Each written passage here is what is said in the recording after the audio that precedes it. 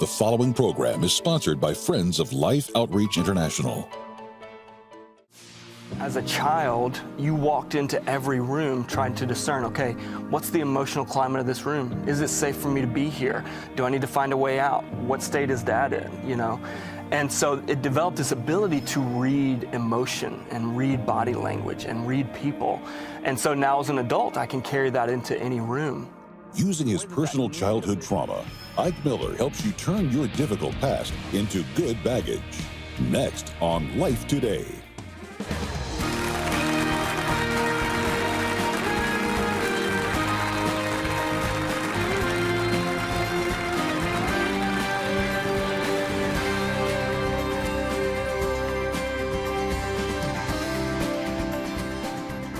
Welcome to Life Today. I'm Randy Robinson. Tammy Trent is with me. How you doing, Tammy? I'm good today. Oh, good. Today's Nice a good day. I have friends, you probably have some friends like this too, Okay. who have made mistakes in their past. And they feel disqualified from, you know, being any type of spiritual influence or leader. And it breaks my heart. I literally have a friend that I think is called to ministry, but he's not there because of a divorce. Really? Yeah. Oh, yeah. Oh, I Yeah. hate that for him. And you know, the past can haunt us in so many ways. Maybe it's something we did. Maybe it's something that was done to us. And we have this, what we call baggage. And we think, I can never do what, you know, I think maybe God's called me to do. Well, we're going to hopefully change your mind today. Ike Miller is our guest, and he has a book called Good Baggage. And it covers a wide array of past issues and hurts. And we're going to encourage you to say, you know what? God can work all things together for good. And if all things in our life are good, that ain't much of a miracle in that. So I can have some good baggage? Is that what I hear you saying? What we're saying is God can take the worst and make something good out of it. Good. Welcome to Life Today, Ike. Thank you so much for having me. So good to have Looking you. forward to this conversation. Was that a decent setup for you? It was wonderful. Absolutely. Yeah. You know, I mean, with the title, people are always like, what are you talking about? Sure. Good baggage isn't always bad, you know? Right. So it at least piques interest. Okay. Yes, so for sure. now, is this something that is just theory, or is this something that you've lived? It is certainly something I've lived. It's the process of me working through my own baggage, seeing the ways that it was hurting my relationships, and working to heal from that. But in my journey, what I realized is there was a lot out there to help me understand why I was the way I was. But I was beginning to discern that maybe there's some things that my childhood put in me that actually I can use for the good of my relationships. And I didn't see a lot out there about that. And so I was like, well, let me explore this. Let me dig into this a little bit and the ways that this plays out. And so that's when this idea of good baggage came into the picture. Wow, so tell me about your baggage. Yeah. Tell me about all the good and bad stuff, the baggage of your life. Like, how did you get to that place of realizing that there's something that I'm doing here that is not right, or there's something broken that I need to fix? How far back do I go to figure that out? Yeah, so my story, the background of my story is my father had what we would clinically call a alcohol use disorder, or alcoholism. And that led to lots of brokenness in my family of origin, ultimately my parents' divorce. And so I saw all of the chaos of that, experienced some abuse in the process. And I joke that when I was in my early 20s, I kind of thought I'd escaped all of it, you know, the effect of all of it. Yeah. But when I got married is when I realized, no, I have not escaped it. Wow. And especially kind of over the last 5 years, where Sharon and I have led a church together, and during the pandemic, which is kind of like this vice that just, I think it forced a lot of our junk to the surface, you know? Yeah. And realizing that I was carrying a lot that I really needed to work through from my childhood. And in particular, this feeling that I felt to manage how everyone felt about me. Really? That was a huge part of it. Was everybody around me happy with me? And as a pastor of a community of people, that's a lot of people to keep happy with you. Right, yes. And ultimately, I reached a point where I was just crushed by the weight of trying to fix everyone's feelings and emotions. And the pandemic, like I said, really brought that to the surface, because it was a season where, as a leader, you're making decisions for lots of people. And at the end of the day, somebody's going to be upset with you. And I just found myself crushed by the weight of it. So through the dysfunction of your childhood, did you find that you became a people pleaser? Yeah, absolutely. Did you find that you took maybe responsibility for some things that weren't your responsibility? Yeah, so a major impact of someone who is around an alcoholic in particular, but many different dynamics of dysfunction, is you develop codependency. Okay. And codependency, one psychologist describes it as a trauma-related loss of self. And what they mean by that is at some point we went through something where we had to be someone other than ourselves in order to survive, survive emotionally, mentally, even physically. And what happens in that process, for me with my father, always wanting to make sure he was happy with me, who do I need to be to make sure that he's happy with me, that left me with no sense of who am I. I don't know who I am apart from who I am to him. And so then you carry that into every relationship you go in of who do they want me to be? Who do I need to be so that they're happy with me? And because it's a coping mechanism, we don't even realize we're doing it until we feel the negative effect of it. How can that possibly be positive? That's a great question. That's a great question. You know, one of the things my wife said to me several years ago is she said, you have this incredible ability to read people and this incredible ability to read emotion. And she's like, we'll walk into a room together and you'll notice something about somebody and she's like, I'm completely oblivious to it. And as I began to do my own work in this, what I realized is, as a child, you walked into every room trying to discern, okay, what's the emotional climate of this room? Is it safe for me to be here? Do I need to find a way out? What state is Dad in, you know? And so it developed this ability to read emotion and read body language and read people. And so now as an adult, I can carry that into any room. And the way that that negatively affects us is we tend to take responsibility for those emotions then. Yes. Right. I need to fix it. You can fix it. Yeah. But if you can disarm that, it becomes a powerful tool for empathy, to be able to walk into a room, for me as a pastor, and to be able to discern, okay, something's off. They're not feeling well today. Let's have a conversation about that. Or walking into the house at home at the end of the day and can tell, Sharon, something's on her mind, something's bothering her. It gives me kind of a superpower to tap into that a little bit. I'm sorry. You know what's crazy? That is my dad. Grew up in a dysfunctional home, alcoholism, always trying to be something. And he can walk in a room and spot the need. And it has led to ministry opportunities that, 99% of us would have completely missed because we don't see that. Has it led to ministry opportunities for you? It certainly has. Yeah. Even just my passion around counseling in ministry. I love the pastoral counseling side of things. And I think some of it is because I feel this almost immaterial connection with people that allows me to really pastor them through some hard things. Yeah. And so, certainly. That's why. I feel like you're reading me. We don't do that on this show. We're in your head. We're in your head. Tell me what's wrong with me. So how do you sort through all of the baggage, discarding the bad and keeping the good? How do you even know at this point, Ike, in your life? You obviously went through this as a kid. You sorted through it. You got married, and all of a sudden, you were feeling like something's not right here. Maybe even your wife said, babe, something's not right here. I don't like the way you're responding to this. Yeah. How did you get to a place, what tools could you give somebody that's I've got baggage and it kind of keeps following me every season of my life? How do I sort through that to get rid of the bad and to let maybe even some of the bad teach me something? How do we figure that out? Yeah, so one of the things that might be helpful is understanding that when we talk about baggage, oftentimes what we're talking about is a coping mechanism that we developed in a dysfunctional relationship that we then carry into a relationship that doesn't need that coping mechanism. Okay. And so there it begins to wreak havoc because it doesn't fit in the relationship. And so these coping mechanisms that we developed in our childhood, or even maybe not even our childhood, but maybe an unhealthy dating relationship or a broken marriage that we carry into other relationships, they at one point served to protect us, but now we've kind of outgrown their usefulness. And one of the ways that has been most helpful for me in discovering that there's some baggage, but also some work needs to be done, is paying attention to the pain points in my life. What are the things that, if I look at my life, I recognize patterns where pain creeps up? So to give you an example, one of the things that Sharon and I discovered in our marriage through, lots of great conversations was that I can be very defensive. At times. I can struggle with defensiveness. And usually defensiveness does not lead to a good place in terms of, it's not productive for the conversation, right? And so I began to notice this pattern and I say, okay, what's beneath this defensiveness? And I began to discover, well, what's beneath the defensiveness is I don't want to be punished for getting something wrong. I don't want to be to blame. And you say that, well, where does that come from, that resistance to punishment? And going back layers, I can discover, as a child, man, punishment was harsh.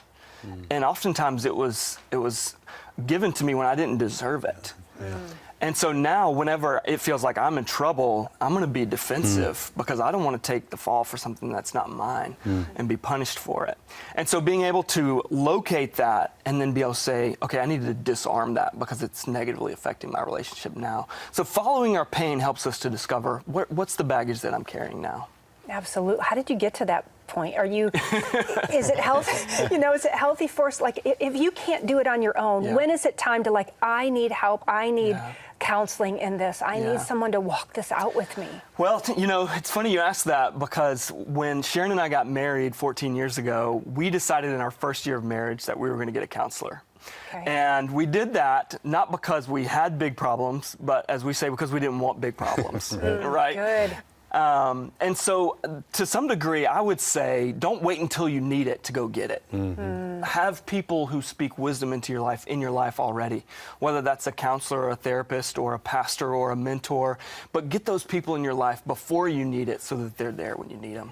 So there's one thing you talk about in your book that I think is interesting because we tend to not reach out for help or even speak these things that we're struggling with that we don't fully understand, or maybe we do fully understand, because it makes us feel like there's something wrong with me. I'm abnormal. I'm the odd person. Is that common? It's very common, and that was one of the interesting things when I started sharing about my story was the number of people who said, that's true for me too. And so what I realized is this is much more common than we realize. And part of that is because our formative years are so significant. And it doesn't mean we had to have a hyper-dysfunctional family of origin in order to be affected by it. The fact of the matter is we are broken humans. We sin against one another, and that includes our children. And so in our best efforts as parents, we can still pass on brokenness. One person shared with me that they had a sibling who was very sick. And as a result of that, his parents gave a lot of focus on their sick sibling. Sure. But what that communicated to him was, it's never okay for me to be not okay. Wow. Because they don't have the time and energy. Yes. It has to be focused on him. And, those parents, I know, were doing their very best. Right. And yet, we can't do this perfectly. And so what I've gone to is, my assumption is we've all got stuff. We've all been through some stuff at some point. And so let's just bring it out in the open. Let's be honest about it, because we're not going to experience healing until we start talking about it with somebody. How do we create healthy relationships if all we've ever been used to is something that's toxic? Yeah, it takes a lot of introspective work. It takes a lot of willingness to step back and say, what are the ways that I am creating brokenness in my relationships? I think. I like that. What are ways that I'm creating brokenness? Yeah. Okay, I'm gonna say this. Yeah. Because I'm widowed, and a lot of people instantly were saying, you need to be in relationship again, find love again. That's the resolve of your story, to find love again. And I have felt like for many years that there was a lot of brokenness in my life, a lot of things that needed to be healed. And I thought, if I jump into a relationship, all I'm going to do is bring brokenness into this relationship. So I think I like when you said that, because I think sometimes we need to step back and look at myself, look at ourselves, and say, what is it in me that I need to make sure is fixed? If I want a healthy relationship, I've got to make sure this is fixed. Now, I haven't jumped into some relationships because I'm like, that's not going to be good because I'm not healthy. This is going to be a problem because I've got to fix this first. So I've waited many years, but Tell me more about that. Like, how do we recognize in ourselves, like, you got something to fix? Yeah. Because some people also say, I'm so perfect. I'm good. I'm gonna contribute so much to this relationship. You're gonna be so blessed. But Right. how do you know when you've got something that needs to be fixed? Again, I think it goes back to those pain points. You know, pain is always trying to tell us something. It really is. And so we need to at least take the time to ask, what is it telling me? Sometimes we know very quickly what it's trying to tell us. Sometimes we have to go down a few layers because what's expressing itself on the surface is really the symptom of something. Is there much still deeper. healing in the pain? In other words, if I feel this pain long term, is it a sign that I'm not healed? Or can somebody find healing and still be triggered by those pain points? Because they might think, I'm still feeling this, I'm okay, but I still feel these triggers of pain, so am I not healed? Am I still broken? Yeah, you know, it's certainly a journey. And I think what causes things to come back up again is when maybe we're familiar with a certain dynamic. We're aware of, okay, this is something that brings up pain from the past, but it happens in a new context. Okay. And so we know the dynamic, but the context we're not familiar with, and so we find ourselves maybe triggered again by that because we haven't identified, oh, this is what this dynamic looks like in this new context. And so that's why we can never say, okay, I'm being completely healed of this, because there's new dynamics, new contexts that may kind of bring things to the surface again that we need to work through in a new way. Yeah. Are you suggesting that it's okay to be in relationship with others, even when you have some baggage coming into the relationship, because we need each other to work it out sometimes? Well, the fact of the matter is, if we all waited till we had no baggage, none of us would be in relationships. I know, right? And so it's really Why about... were you doing that, Randy? I don't know what you're talking I about. saw it out of the corner of your eye. I may be a little defensive here. I didn't do that. But very much, it's about the willingness to acknowledge when we have it, not so much being free completely of ever having it. So good. Okay. Willingness to acknowledge, like I have some broken parts. You can work with that. Yes, There you go. absolutely, you can work with that. Here's the question, because some people, you know, they're watching this and they're going, yeah, but Ike, you don't have any concept of the depth of my trauma and my baggage. And, you know, I'm glad it worked for you, but there's not really any hope for me. What do you say to that person?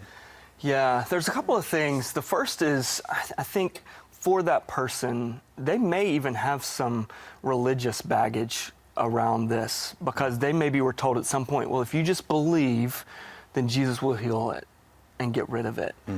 And it's not that Jesus doesn't heal those things, but sometimes it's a much longer, more complex journey than just the instantaneous. And so what I communicate to folks when they bring that to me is to say that a part of our healing sometimes is not just so we get to the place of healing, but that our healing journeys are often also a process of learning. There's some things that we can only learn through that process of healing, that if we're just healed immediately, we're not going to learn that. That's true. And so some of it may be that a part of our journey is the learning that takes place. For others of us, we have experienced incredible trauma, and we as human beings are incredibly complex. That it's not just spiritual, it's emotional, it's physical. You know, we carry trauma in our bodies, and our bodies respond to things even though our minds know it's safe, right? And so a lot of times it's much more complex. But what I say to people is that, first of all, it's better to start this journey now than to never start at all. Because even if you never get to the finish line, because none of us ultimately are completely healed, our relationships will be much better off because we started the journey now. The other thing I'll say is, within the framework of the Christian faith, we serve a crucified and resurrected Messiah. Which means if he can bring someone back from the dead, he can bring healing to our trauma. Nothing is beyond hope. And so what I say is, our pain is just pain waiting on the promise of healing, and that our pain has its own promises in it. And my encouragement to people is to know that if your story's not over, God's not done. He's still working. He still wants to see healing, and he wants to use that brokenness. To see the Sometimes we think he's too slow, but the reality is he's just very patient with us. Yes. Very patient. So good. Nothing is beyond healing. Man, that's so good. I think of people that we serve in the mission field too, Randy, and that same that same saying applies to them. Nothing is beyond healing. Nothing is beyond hope. And we want to bring hope to so many people around the world right now that need it desperately through mission feeding. Take a minute and watch this.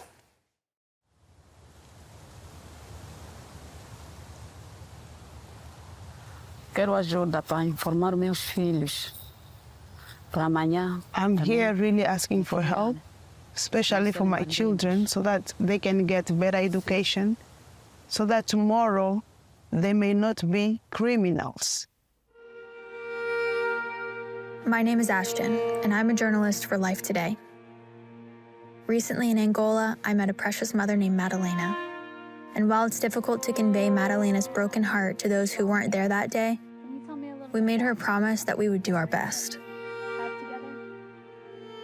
Passou o mês de agosto, já faz 4 anos, completou 4 anos esse mês, dia 9. Before Madalena's husband tragically passed, they had 6 children together, including this sweet girl, Generosa. As Madalena told us their names, we saw a palpable sadness in her eyes when she spoke the name of her youngest child, Julia. Julia Castelo Branco Muteca.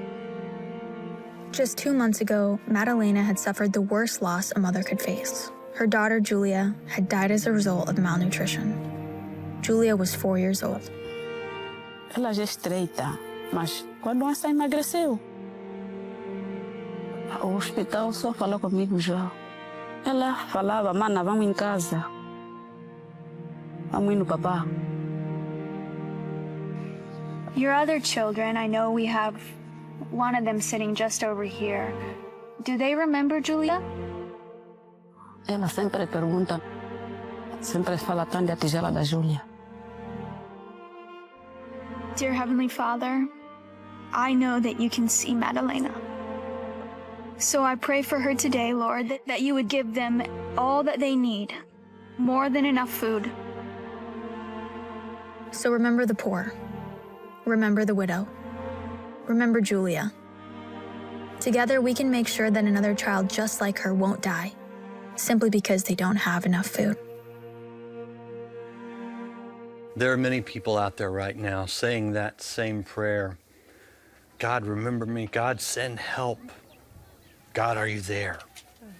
You can be an answer to that prayer. As my parents often say, if you want an answer to your prayers, be an answer to someone else's prayer. Right now, you have the opportunity to put into action the answer to many mothers' prayers. And we need to get there before it's too late for other children. It is a bit of a race against time, you know. We need to get out there into the field with the food. Continue with the 350,000 children that we feed every day because of viewers like you. And we need to get to the new areas where things happen.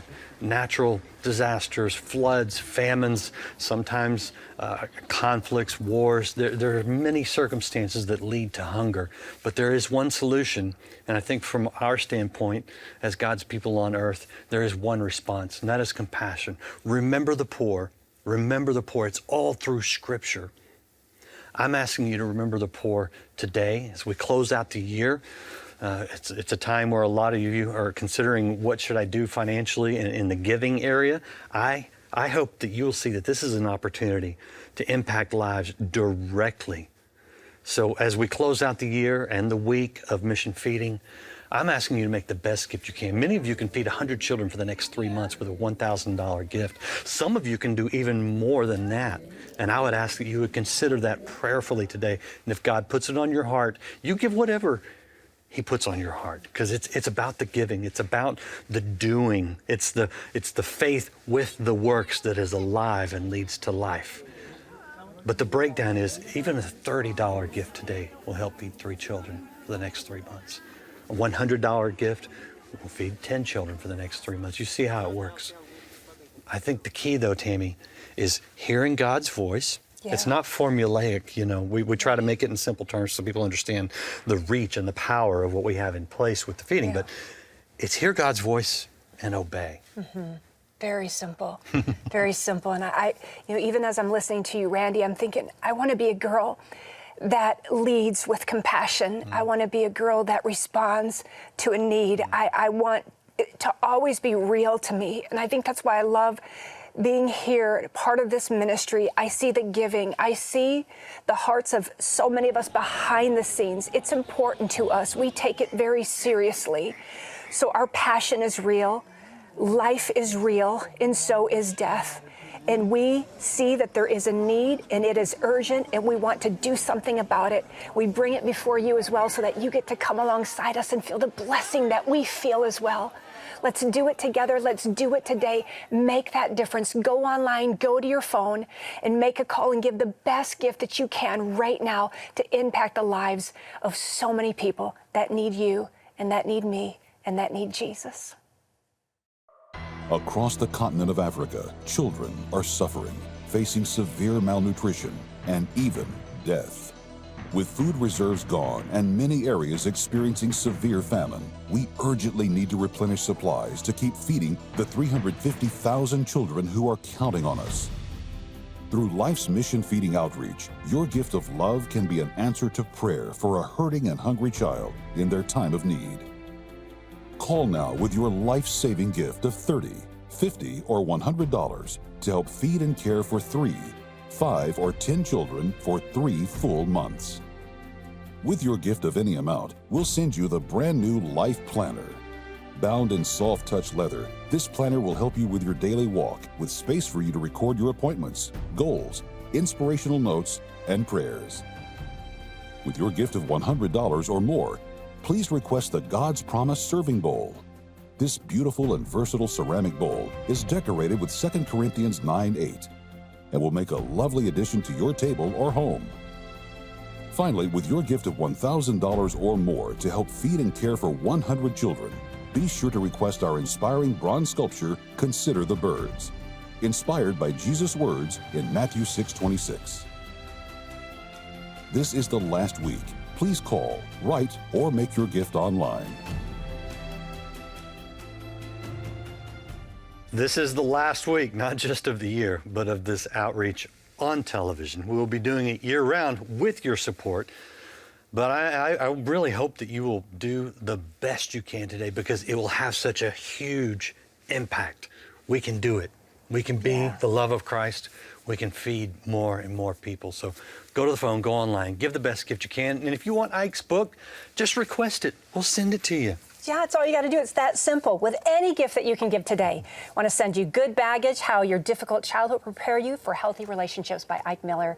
Ike, we appreciate you so much. Thanks for writing this book. My goodness, thanks for watching today, and we'll see you next time on Life Today.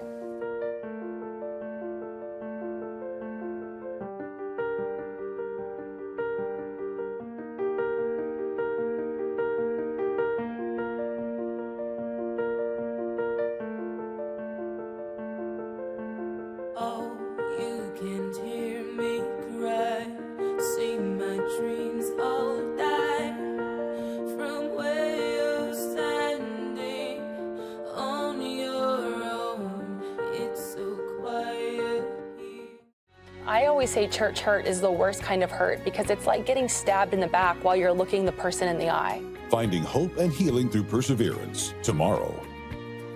Life Today is made possible by the supporters of Life Outreach International. Your gift will be used exclusively for the exempt purposes of life. The ministry features specific outreaches as examples of the programs it supports and conducts. Gifts are considered to be without restriction as to use unless explicitly stipulated by the donor. The ministry is a member of the ECFA.